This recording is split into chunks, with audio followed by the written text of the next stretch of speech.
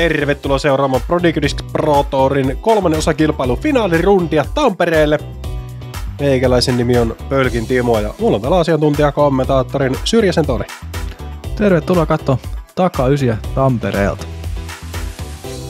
Etu ysille nähtiin Keiti Tätten 8 heiton johdon kutistuvan puoleen.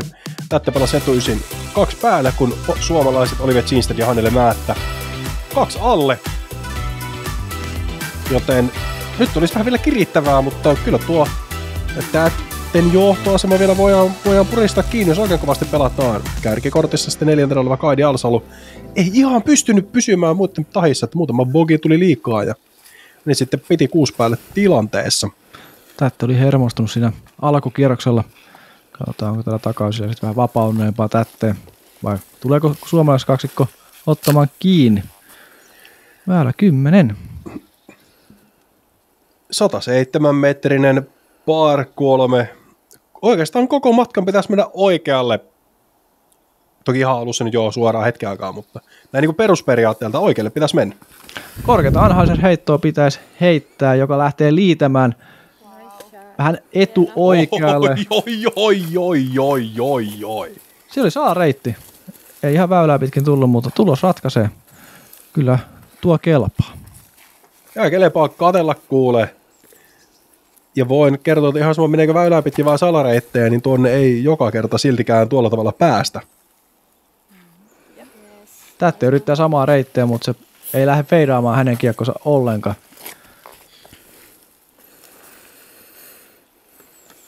Ja vähän heikkoon paikkaan jää, mutta eikö se paarin pysty pelaamaan kuitenkin aika turvallisesti.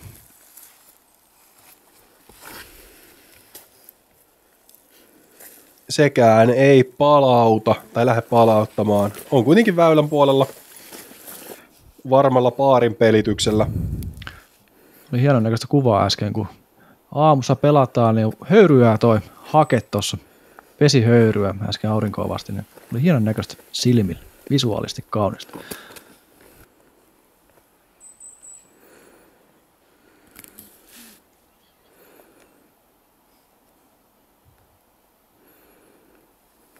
Sieltä lähdetään kokeilemaan. Eikä kaukana tällä kertaa ollut Määtä pitkän matkan putti.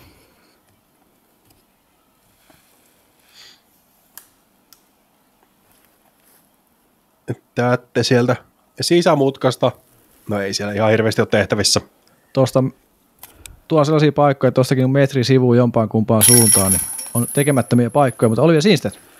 Helpon olempaa, birdie. Kyllä. Täällä. Ja ero Tätteen kapenee jälleen kerran yhdellä heitolla.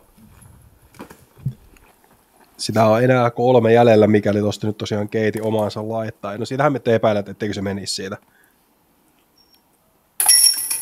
Kun ollaan noin lähellä. Hanska kädessä turpaputti. Siellä täytyy nostaa esiin, että hyvin Zinstedt varmistaa, että kai kameramiehellä on rekki päällä.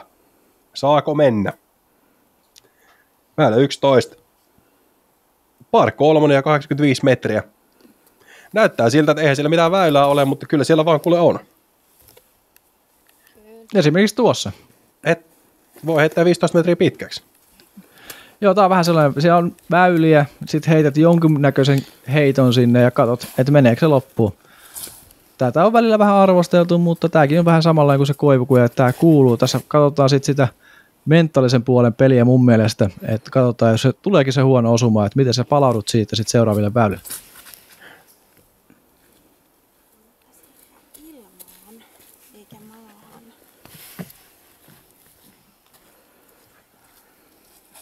Ja kyllä tästä tiiltä kun katsoo, niin on siinä ihan selkeä väylä kuitenkin sinne korille. Että pieni ylikääntävä heitto ja pieni palautus. Siinähän se on, hitaalla kiekolla. Tämä on taas tämmöinen, että se väylä näkee helpommin, kun katsoo korilta tiille päin. Tämä on pieni hyvä opetus siihen, että kannattaa välillä katsoa niitä väyliä väärinpäinkin. Esimerkiksi Barnelosi sieltä sweet spotista eli ihan tällaiselta paikalta tiille päin ja katsoa, että tossahan se väylä onkin. Ja sama tässä väylällä, että korilta kannattaa katsoa välillä tiille päin.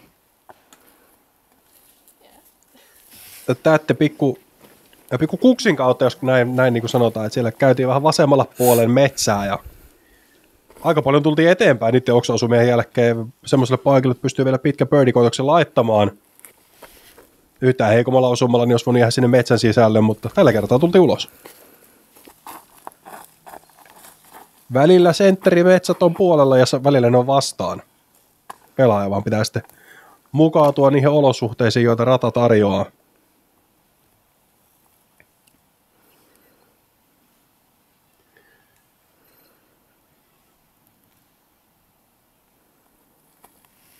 Näet tältä hieno pitkä birdiputti. Edellisellä väyrällä harjoiteltiin.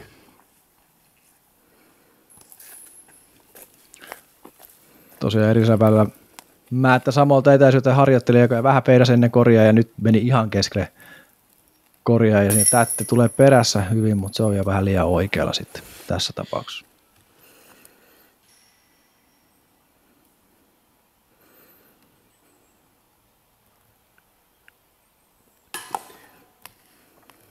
Siisteli pykälä liian kaukaa, kiekkoa ei oikeastaan, olisi pitänyt olla 5 metriä lähempänä, niin olisi ollut tarpeeksi korkealle, jotta olisi päässyt sisälle ja häkin pohjalle. Koidille toinen, kolmonen peräkkäin. Ja näköjään myöskin takki on laitettu päälle, joten näinkö siellä on sitten vähän keli jälleen kerran menossa epävakaampaan suuntaan. Toki Ginsteri painaa edelleen T-paidassa, joten ihan nyt ei voi varma olla.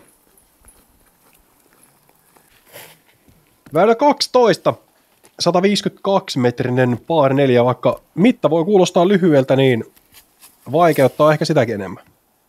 Vaikka hänelle saa sen näyttämään siltä, että mikäs vaikeutta tässä on, mutta ei kai siinä. Tuossa on 2 vaihtoehtoa, tuossa on toi oikea linja, mitä Hannele Määttäkin heitti, ja sitten on se vähän tiukempi linja, mistä ehkä saa vähän pituutta lisää, niin vasemmalla puolella kuivuriviä, mutta tämä oikea puoli on luultavasti se yleisempi, mihin pelaajat tulee heittämään. Ja tuolla osut koivuun, niin se joudut aika mielenkiintoisia paikkoja välillä tuonne koivujen keskelle, että siellä on tiettyyn suuntaan linjoja, mutta sitten johonkin suuntaan ne linjat on pois pelattu kokonaan koivujen toimesta. Ankara väylä. Väylällä pitää pysyä, tai sen ihan reunalla. No siinä kyllä, sanotaanko nyt, että nyt pelattiin tulen kanssa. Kyllä, se meinasi roihahtaa, mutta onneksi väisti ne koivut. Hyvin käänsi ylitteen ne ekaa koivua ja jatko suoraan sitä koivulinjan reunaa.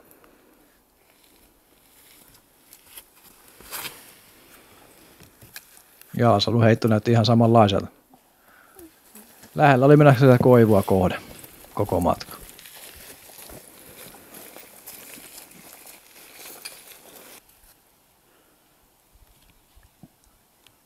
Ginster puolesta välistä väylää. Ja hyvään paikkaan, kun jäi tuonne linja kuitenkin tuohon väylää pitkin pelata. Se karkastaa kädestä. Joo, ei lähtenyt Anheuseria. Taputtaa itselleen ehkä hieman ironisesti, mutta se on hyvä, kun pelaaja tiedostaa virheensä.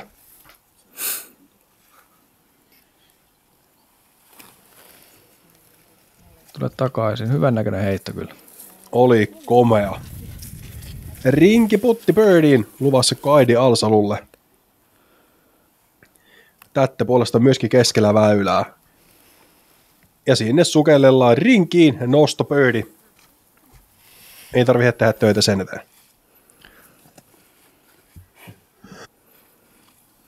Mä joutuu heittämään vähän korkeampaa hyserheittoa vakaalla putterilla. Nyt mennään kyllä läheltä, mutta tarpeeksi. No, vähän juuri kyllä nyt vähän auttoi tuossa kohtaa, skippasi eteenpäin. Näytti todella pahalta toi, kun kiekko kädestä lähti, että nyt lähdetään liian aikaisin feidaamaan kyllä. Ja Ginsteri päätyy, kun pääseekin rinkiin, tulee puttaamaan siitä paarin itselleen. Ja Alsalulle hieno birdie. Vaikka ero alkaa tätteä olemaan hänellä ehkä, en sano, että liikaa, mutta sitä alkaa olla vähän enemmän. Joo, kyllä se vähän rupeaa olen tässä kohtaa, mutta sentteri on näyttänyt, että täällä voi sattua ja tapahtua ihan mitä vaan tällä pitkällä kierroksella.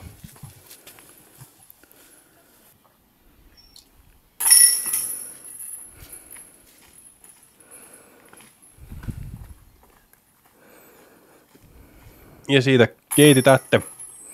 1 alle tuloksia ja lähin haastaja on tosiaan Hannele Määttä 2 päälle tuloksessa. Väylä 13, 180 metrinen par 4.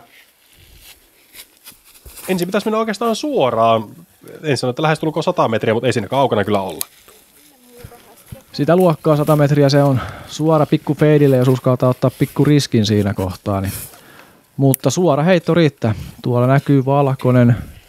Luultavasti kameraoperaattori, niin sitä kohden pitäisi laittaa. Kyllä kovaa saa heittää. Ja siinä ne virheet yleensä tuleekin. Ja onko nämä sentterin koivut ja yleisesti puut jotenkin hirveän armollisia sun mielestä tänään, koska jotenkin tuntuu, että kaikki osumat vie hyvään paikkaan. Ne on vaan vähän kosteita, niin ne on vähän joustavampia, ne ei pompi niin paljon. Noniin. Hyvä tietää, no taas sentterisateella aina kisat. Ei tää joku tässä nyt. En sano, että olipa ensimmäinen huono osuma, mutta koska se olisi vähän ehkä hassua, mutta ensimmäisiä huonoja osumia pitkää aikaa. Kuitenkin pysyy väylän reunalla. Jeansted. Nyt kun sais hyvän heiton, niin pysyisi edelleen kamppailussa paremmin mukana. Nosta pystyy. Ja kyllähän se kuule nostaa. Onpa komea. Kyllä, hyvin. Skipit siitä. Hyvin käänsi suoraksi kyllä se heito ja vähän käänsi vähän ylitekijä. Sitten tuli pikku feidi, niin hienosti kyllä meni loppuun asti ja pääsee vähän hyökkäämään kohti koria. Ja tässä nähdään, että jos sentterillä joudut vääränlaiseen paikkaan, vaikka olet ihan väylän vieressä, niin ei siltä voi tehdä yhtään mitään muuta kuin pelastautua pois. Aalasalu ohittaa mutkaa. Se heittää hienosti mutkan keskelle.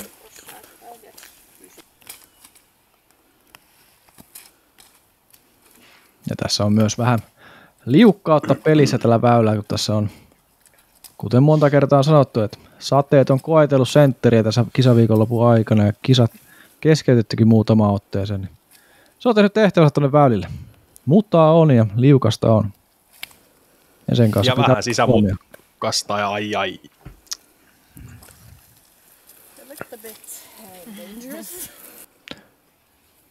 Kyllä se pitkä se avaus pitäisi olla, se pitäisi sopiakin pidempi. Siinä sitten ei pääse hyökkäämään korille. Katoin sen kohtaa väärin. Mä katsoin, että se oli ton muurahaispesän etupuolella, mutta siinä on useampi noita muurahaispesiä. No nyt vaan väylä heitto. Ei helppo heitto tuokaan. Ei, mutta ollaan väylä sivussa. Vaikka birdie ei välttämättä ole enää pelissä, niin paari edelleen silti mahdollinen. Ja vaikka Määttällä on pisin heitto, niin aika vaikeaan paikkaan ollaan päädytty. Siinä oli vähän liikaa feidiä siinä Määtän avausheitosta ja sitten se päätyi tuonne muurahaispesien keskelle. Nyt joutuu vaan vähän sinne heikommalle puolelle laittaa sen korkean Anheuser kämmen heiton luultavasti tuolta. Se pitäisi vaan osua väylää tuosta kulma ohi. Ei mitään muuta. Minimisuoritus siinä. Ei tarvi yrittää pitkällä. Kunhan ei kuttojaan lähde, niin joo, siihen se pysähtyy onneksi.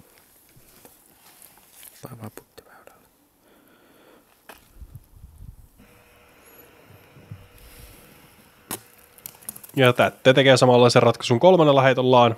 Siellä näkyy kori. Näköjään haasteita etäisyysmittarin kanssa, mutta ei näköjään sano mittaa sitten. Näytti vähän toi elekkeli siltä. Nyt on mielenkiintoinen nähdä, että miten pelaaja itse tulkitsee tämän, kun halusi kuitenkin etäysmittari, jotta tietäisi, että mitä heittää, ja nyt kun sitä ei ollut mahdollisuus käyttää, niin onnistuuko vai epäonnistuuko? Kyllä se välillä, se on se, että silmä ja kroppa kyllä kertoo. Kyllä se kroppa tekee sen työn oikeanlaisen, kun silmä näkee sen mitan. Niin kuin tässäkin nähdään, niin jos ei olisi tuonne metsän puolelle mennyt, niin se olisi ollut ihan oikein mittainen. Kyllä.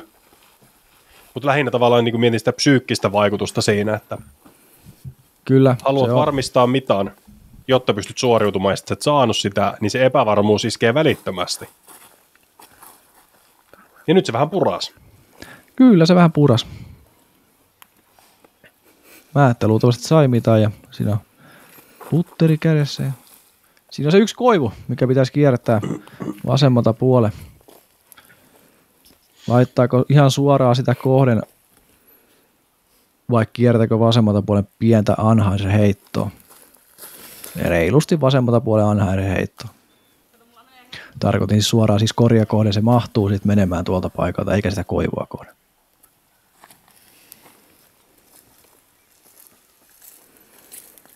Alsalukin, no tekisi sanoa, että vähän ehkä huolimaton lähestymisheitto, koska tilaa oli paljon ja mahdollisuuksia mennä lähelle koria, mutta ei kelvannut.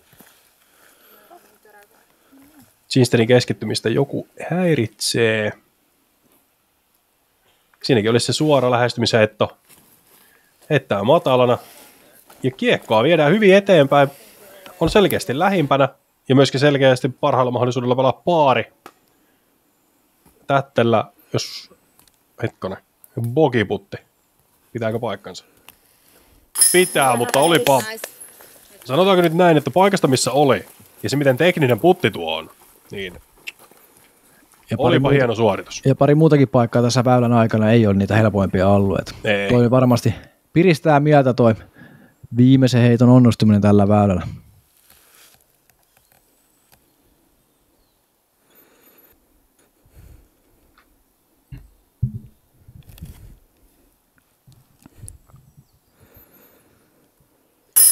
Alsalulta myöskin hyvä bogiputti, vaikka bogiputti nyt ei ikinä keskimäärin ole hyvä, mutta hyviä suorituksia silti. Heiton arvoisia ne suoritukset silloinkin, vaikka se poki on. Kyllä ne hyviä silloinkin voi olla, vaikka tulos on huono. Juuri näin. Määttäle paari ja Ginsterille myöskin paari ja ero on takaisin 3.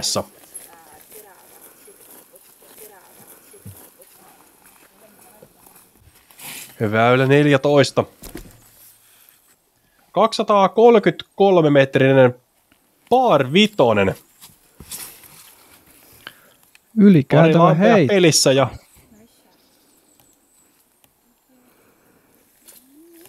tuohon mittaan niin kuin eteenpäin menemässä niin kuin 5 metriä, niin se on ollut täydellinen heitto. Ei ole paljosta kiinni tuo suorite. Kyllähän sinne väylän reunalle jäi, mutta joko oikealle 5 metriä tai eteenpäin 5 metriä, sitten on täydellinen suorite. Tosiaan ylikääntävä heitto tähän. Joko suora anhaiseri, mikä vakalla kiekolla heitetään, tai sitten alivakalla suora heitto. Taistelupaikka.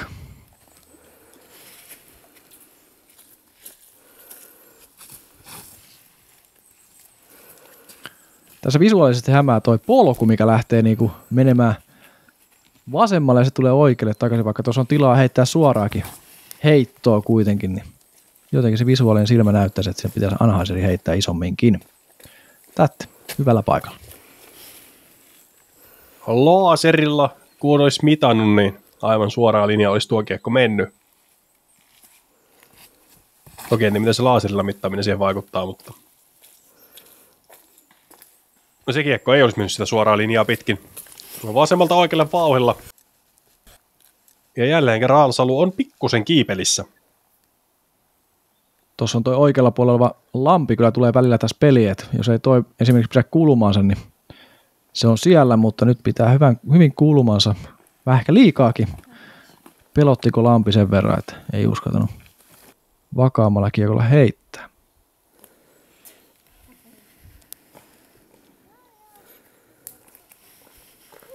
Ja pakollinen kiertohan löytyy lammen jälkeen sitten tuota oikealta puolelta, mikä pitää kiertää. Jossain noissa koivuissa se on. En nyt tarkalleen muista nyt tässä kohtaa, että missä niissä se on. Näkyy kyllä, kun kiekko sieltä lentelee. Siellähän sininen nuoli näkyy. Keiti Tätteltä aivan superhieno avaus, tai kakkosetta, vaikka vähän liukastuu. Mutta silti hieno suoritus. Tekisi minä sanoa, että tulee pelaa aivan varmaan birdin tästä, koska par vitonen on niin lähellä, että jos mukeltaa se lähestymiseen on täysin. Mutta en usko, että niin tulee tekemään. Hannele Määttä pisimmällä paikalla, mutta ei kyllä sillä helpoimmalla, kun joutuu jälleen kerran kämmin puolelle menee ja vielä driveri kädessä. Ja tästä nähdään, että pari metriä lyhyempi ja sivumalla, niin oli täydessä paikassa, niin Määttä joutuu taistelemaan. Ja heiton mitassa ero ehkä 50 metriä. Juuri näin. Pienestä on kiinni.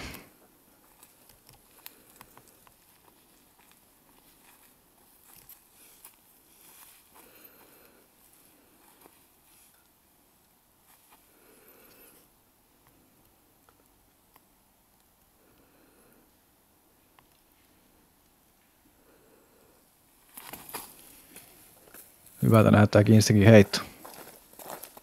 Upea heitto myös häneltä. Vaikka nyt päätyykin hieman tuonne väylän sivuun, mutta upea heitto paikalta.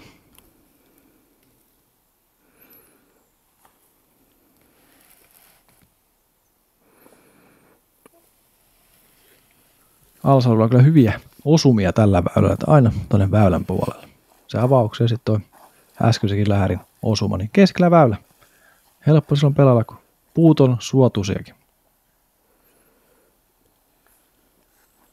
Tässä kohtaa.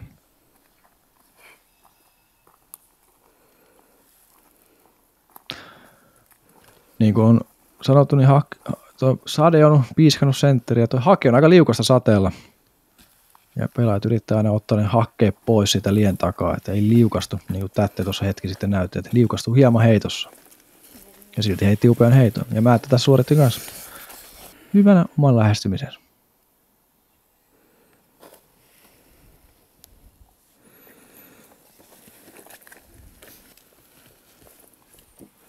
Sitten nähdään, mitä tekee. Tätte pystyykö nyt... niin, oli sanonut, että pystyykö pelaamaan sen kiekko varmasti korjaalle, mutta eihän pysty. Sieltä löytyy koivujen takaa yksi koivu lisää. Miettikää pelaaja tuossa, että jommata kummemmalta tuota koivua eestä tai takaa, mutta sitten se pahin skenaario tapahtui, että se just meni sitä linjaa pitkin, mihin se osuu koivu. Jep. Määttä taas pitkällä putilla. Laittako jälleen kerran sisään? Kyllähän se hyvältä näyttäisi, mutta ei ihan nouse tarpeeksi. Lähellä oli kyllä. Upeita kyllä nyt tässä kärkikortissa nähdään. Hienoja putteja kaukaa. Niiden yrityksiä, niiden onnistumisia. Upea, upea.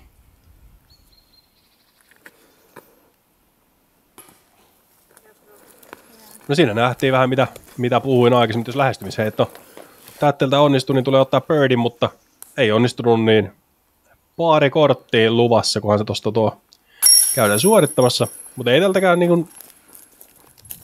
En sano, että se pari huono on, mutta kyllähän tämä nyt on niitä birditettävimpiä väyliä näistä pitkistä väylistä. Tässä tarvitaan muutama hyvä heitto, niin kyllä se birdi sieltä pitäisi tulla, mutta ne ei ole. Näyttää helpoita nekin heitot, mutta kyllä se työtä tarvii tehdä. Mutta saavutettavissa kyllä on se birdi täältä väylältä. On muutamia.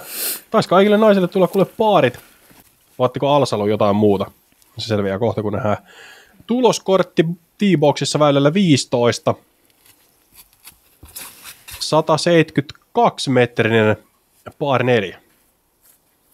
Tässä pitäisi niinku uskaltaa heittää väylän oikeaan reunaan suoristavaa heittoa tai suoristavalla kiekolla olevaa heittoa. Se tarvii rohkeutta ja sitoutumista siihen heittoon. Jos on liian vakaa kiekko tai vähän liian vasemmalla sen linja, niin käy tolleen kuin Määntelä äsken. Ja kaikki otti paarin sille edelliselle väylälle kyllä. Hyvä korjaus. Ja tänne uutuutena tänne vuoden on tullut autti tuonne ennen koria. Ja vasemmalle puolelle siihen aukkoon on tullut aita myös estämään niitä kiertoja sitä vasemmalta puolella. Hieno heitto. Ginstediltä matala suora. Ei kuitenkaan käyttänyt yli ja laskeutuu keskelle väylää.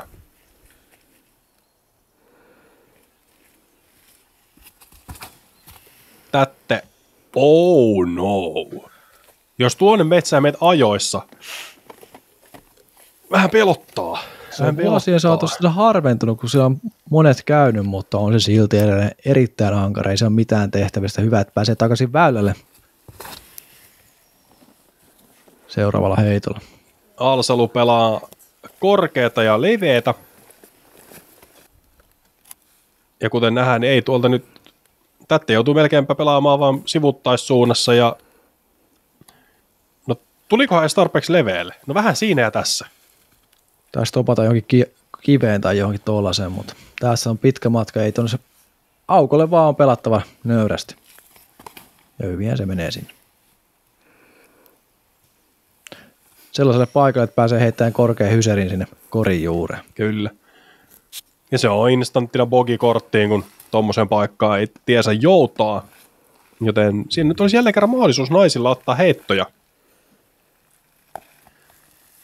Kilpailua johtavaan Keiti Tätteen.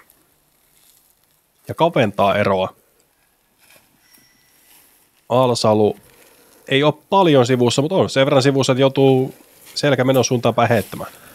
Tuota on aika pitkä matka myös tuonne korille, että olisiko tuota joku 100 tienoilla se plus minus 10 metriä, että se on hankala paikka, kun tuo metsäreunassa on, mutta täältä voisi päästä, se on korkealla anhaisella heitolla, vakaalla sellaisella, mutta oli jo siinä sitten taitaa heittää tällaisen väliheiton vaan sen autin eteen, koska tuo autti on tullut sen, että sinne ei uskalta välttämättä lähteä hakemaan enää niin pitkältä matkalta sitä lähestymisheittoa korilla. Niin, tai jos pitäisi olla, niin se linja pitäisi olla aika täydellinen. Et jos olisi tuossa, missä Määttän bagi on, niin siitä voisi. Kyllä, siitä pystyisi lähtemään. Tämä on ankara, tämä pelaa, niin kuin jos jotkut väylät pelaa siellä kakkoseitolla, mutta tämä määrittää tämän väylän tuloksen niin kuin avausheitto suurimmalta osa. Kuten tässä huomataan, niin vähän sivussa on, toi metrin sivussa tuo metsän puolella, niin ei mitään paikkaa enää pelata. Ja sitten mennään laidasta laitaan ja tekisi mieli sanoa, että eipä tuoltakaan ole paljon tehtävissä. Paaria voi hyvällä heitolla sieltä saada vielä, mutta katsotaan mitä ratkaisu pelaajalla.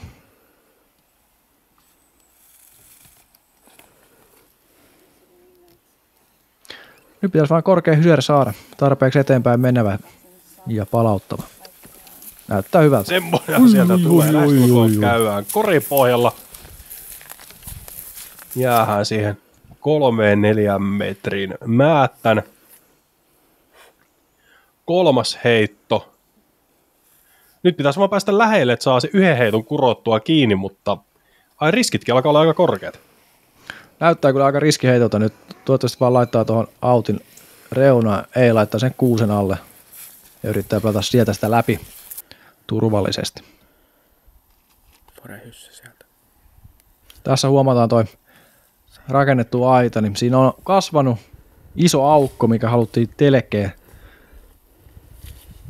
pois, ettei sieltä ihan helppoja linjoja sitten on luvassa, että se vähän häiritsee. Ja kuten nähdään, niin Alsalu joutuu Ansan vangiksi. Ginsteri joutuiko ehkä vähän liian lähelle jopa tuota seinää. Mutta todella hieno heitto. Mutta ehkä mun mielestä meni vähän liian lähelle.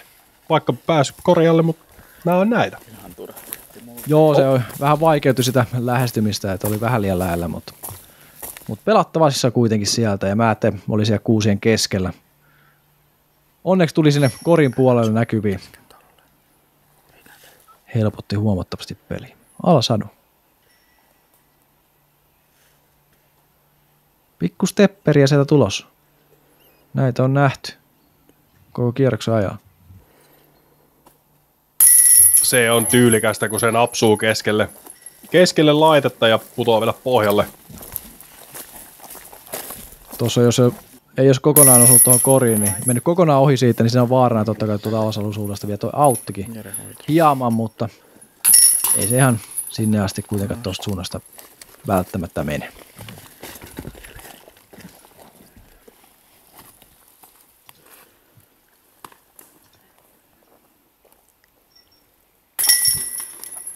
Upeata peliä ollaan kyllä nähty tässä kärkikortin osalta koko kierroksen ajan.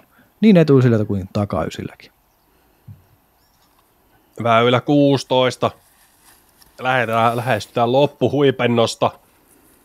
huipennusta. Väylä 225 metriä, tai 252 metriä pitkä par vitonen. Tie OB ja paljon puita. ja sitten lopussa vielä järvi löytyy korin taustalta, niin vaarat ei lopu missään kohtaa. Koripaikka on kyllä yksi Suomen hienoimmista paikoista järven rannalla. Siellä välillä sateella sitten jopa tulvii niin paljon, että se nousee se vesi siihen korialueelle, mutta onneksi tällä kertaa ei niin korkealla päästä.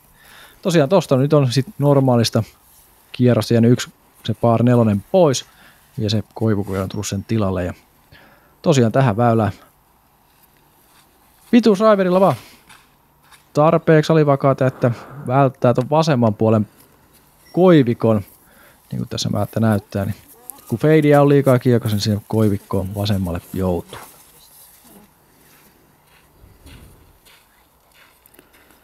Mitä se voi olla? Ja tätten avaus olipa muuten todella onnekas osuma. Tai oikein muuten onnekas osuma, koska pääsi pois sieltä, mutta ettei mennyt syvemmälle, koska siinä oli katastrofin ainekset. Tätä ei olla nyt eroa pari heittoa Ginsteria määttään. Hän yritti varmasti siinä sellaista anhaisen heittoa, mikä kääntää ylitte koko matkan, mutta se lähti ehkä 45 astetta liian aikaisin kädestä ja linjastaan siinä 45 astetta sinne metsään suuntaan. Niin näytti todella pahalta, mutta onni onnettomuudessa. Väylän sivu. Upea heitto vaikeasta paikasta, vaikka nyt vähän jääkin tuonne väylän sivuun, mutta ei ole helpoin asento heittää frisbeegolf-kiekkoa. Ja näinkö sieltä, onhan täällä kuitenkin tätteellä, vaikka ollaan sivussa, niin yllättävän hyvä heittolinja. Täydellinen paikka. Joten voidaan sanoa, muutenkin minä sanon, että kyllä kävi ihan käsittämätön tuuri. Mutta siihen, siellä on käynyt vähän huonoja tuuria aikaisemminkin, niin ehkä se tasoittaa. Verrattuna siihen, mihin se oli menossa, koska sieltä ei ollut mitään palaa pelata. Ei, nyt tästä kuitenkin sanotaan kyllä, että birdie on vielä ihan täysin pelissä. Ja sekin on hieman sivussa saman verran, mikä tämä avaus. Ei paha. Pelattavissa. Mutta ei kori ole välttämättä saavutettavissa, jos ei pääse heittämään sitten rystypuolelta jotain, mitä tosta kuvista ei nähty. Muistaakseni siellä on aika tiukkoja linjoja. Mä täällä muistaakseni tulee tuohon noin irtokoivut vasemmalla puolella vähän eteen. Kyllä siellä vähän tulee. Ja tää väylä menee alaspäin tuossa. Heti kun tuonne pari keskikoivua tuossa väylällä menee, niin se lähtee kohti alamäkeä.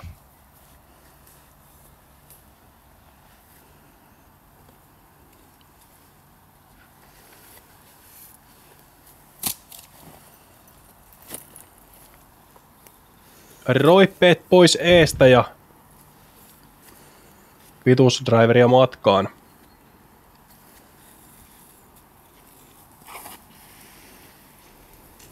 Hyvältä näyttää. Kyllä. Erittäin hyvä. 50 metrin lähäri tuosta korille näin matkaa. Ginster toista kertaa 3 heittoa polvella ja jos 2/3 heittoa joutuisi heittämään polvelta, niin tiedät, että olet ollut vähän kiipelissä. Mutta tulos edelleen aika hyvä siihen nähden, minkälaisia paikoissa on. Tossakaan ei todellakaan ollut hirveän isoa väliä niissä koivujen.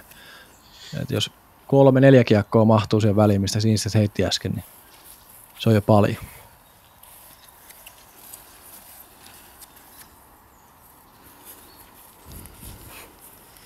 Pääseekö Määttä hyökkäämään korkealla Anheuser heitolla, mikä syöksyy kohti koria vai onko liian kaukana?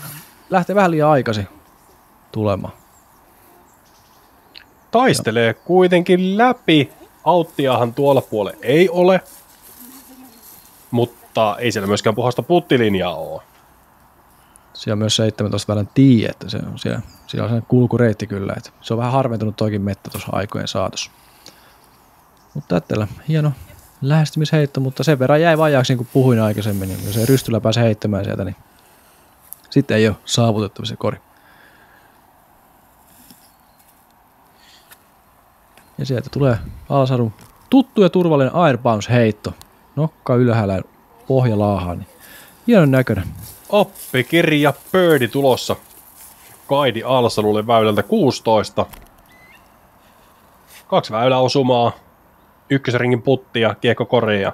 Ei muuta kuin matka kohti 17. Ja sieltä vielä pehmusten osuma. Ja paari tulossa Olivialle. Ja kumarus runsaslukuiselle yleisölle.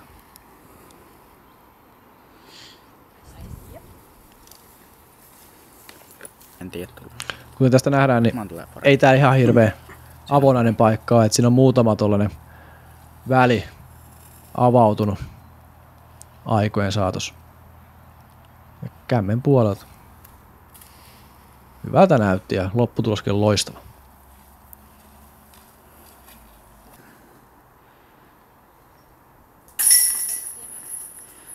Hieno, hieno. Birdie Kaidi Alsalulle. Ja tässä on sitä greeniä, mistä puhuit aikaisemmin, että yksi Suomen kauneimmista, niin ei tätä voi kyllä niin kuin... Tässä on jotain niin suomalaista tietyllä tapaa. Tyynijärvi vielä tossa, niin ai peilaa vielä kauniisti ja pieni aamupäivän tunnelma tuossa usvaa vähän järven pinnassa. Ja ai että, on kaunis. Kaunis maisema kyllä. Puttailla omia putteja tossa. Väylä 17, 157 metrinen par 4. Mando löytyy tuolta metsän sisältä, mutta se nyt ei pitäisi olla pelissä juurikaan. Ja jos Mando missään, niin joutuu dropparille, mikä tuossa vilahti, ja Kaidi Alsalu, no, ollaanko nyt näin, että lähtee seikkailemaan. Ja sille ropparille on haettu erikoislupa, kun se on liian kaukana tuosta pakollisen kierron pisteestä. Sellainen pitää hakea, jos on yli 10 metrin päästä siitä pakollisesta kierrosta. Ginstedillä, minä jo mietin, että näinkö täältä sukelletaan kaikista läpi, mutta ei sentään. Vähän pikku jänkki. Tää väylä on kyllä jännittävä. Siis, tää on tällainen... Ja tää näyttää videossa paljon leveämmältä, mitä tuo on. Just piti kysyä, että ihmetellä tässä, että onko sitä levennetty, mutta ei sitä tarjota, että on se ydelleen yhtä kapea. Että tätä väylää varmasti pelaajat miettii pitkin tuolla jo viimeiset 3 väylää, että tää on vielä edessä. Hienosti määttä keskelle väylää. Täydellinen. Upea heitto. Ei, tuolta voi paremmin heittää. Pidemmälle voisi päästä, mutta ei tarvii. Tätte, joka on näyttänyt vähän havaroivalta alkukierroksen ajan, mutta näyttää näköjään, että näin tämä väylä pitäisi pelata. Upea heitto. Oli kyllä. Ja laittaa kyllä semmoiseen, että jos tässä miettii, että Ginstead on pikku pinteessä, melkein voi sanoa jo, että Tätte tulee saamaan yhden heiton etua.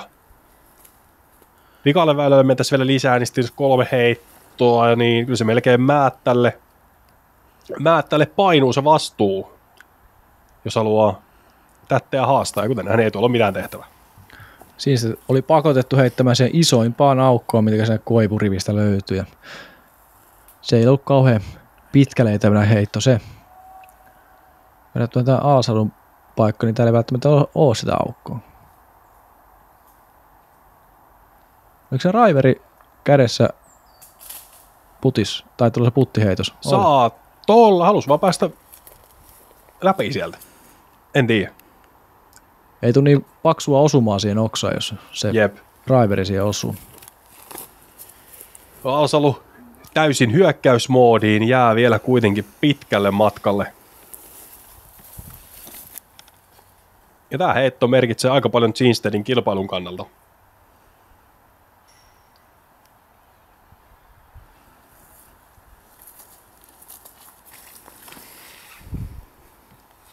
Hyvän näköinen heitto, hyvin käänsi ja hyvin palauttaa tänne kohti koria vielä. Olipa hieno heitto. Hieno heitto kyllä.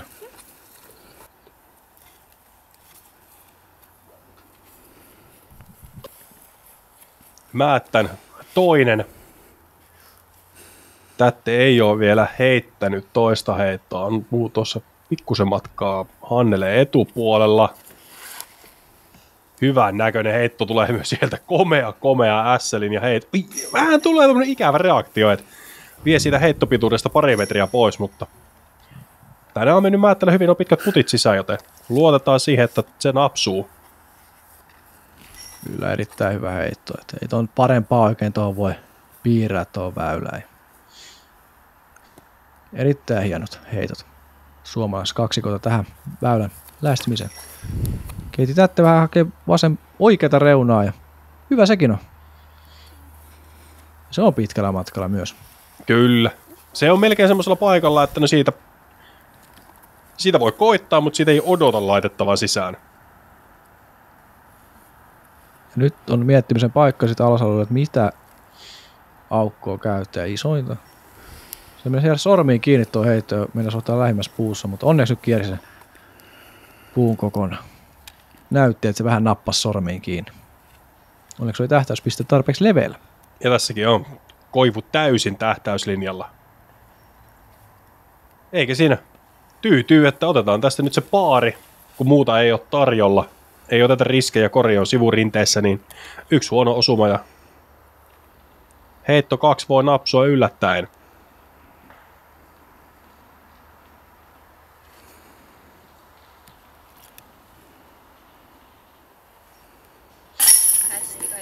Hieno putti. Alsalulta. Joo, loistavaa. Jeansted. Ja se myös. Oikealle puolelle ketjuja.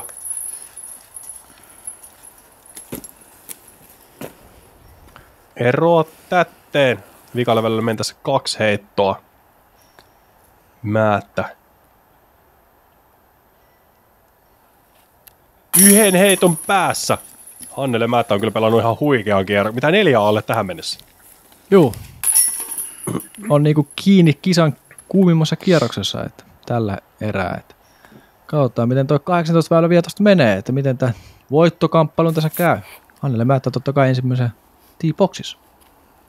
Ja väylä 18 on niin kutsuttu sukellusveneväylä. 107 metrinen par 3.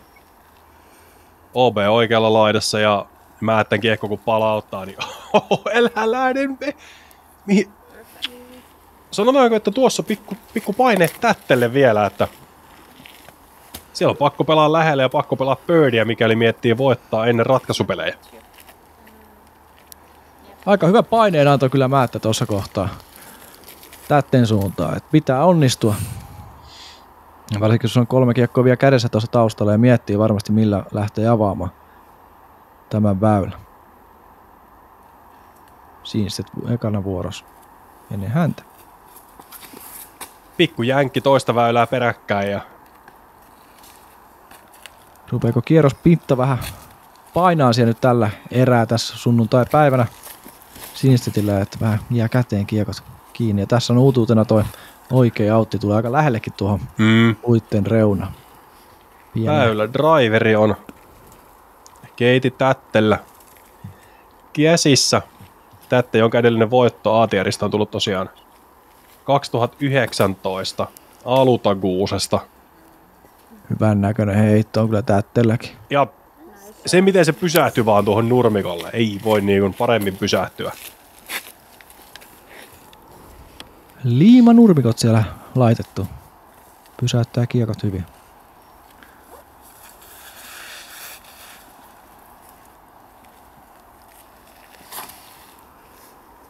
Alsalullakin näyttäisi täydelliseltä heitolta. Vähän jäätiin vajaaksi. Ei ollut paljosta kiinni. Kyllä, hyviä heittoja. Siinä se onneksi nyt jäi tuohon väylän puolelle sen harmillisen osuman jälkeen. Mutta harmi vaan, että tässä nyt Olivialle oikeastaan heikoimmat väylät tuli nämä 3 viimeistä. Kunhan nyt pystyisi tästä vielä pelaamaan kunnialla itsensä maaliin, niin pitäisi palkintopalli paikana. Vaikka tällä hetkellä yksi alle tuloksessa takaysin osalta on kiinnistetty, mutta ne aikat, mistä se on pelannut tätä paaria pelkästään tähän loppuun, niin on ollut kyllä aika mielenkiintoisia. Minne tämä lähti nyt tonne? No sanotaanko nyt näin, että ton jälkeen Ginstedin ei tarvitse paljon ressailla siitä, että voiko Alsalu tulla ohi vai ei. Kyllä aika varma 3. paikka nyt on.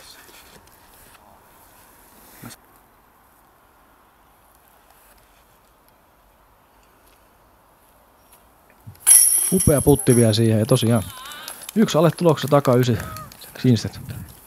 10 pöydiä, sen jälkeen pelkkää paaria takaisin. Upea takaisin kyllä häneltä vaikeuksien kautta. Ja Hannele Määttä.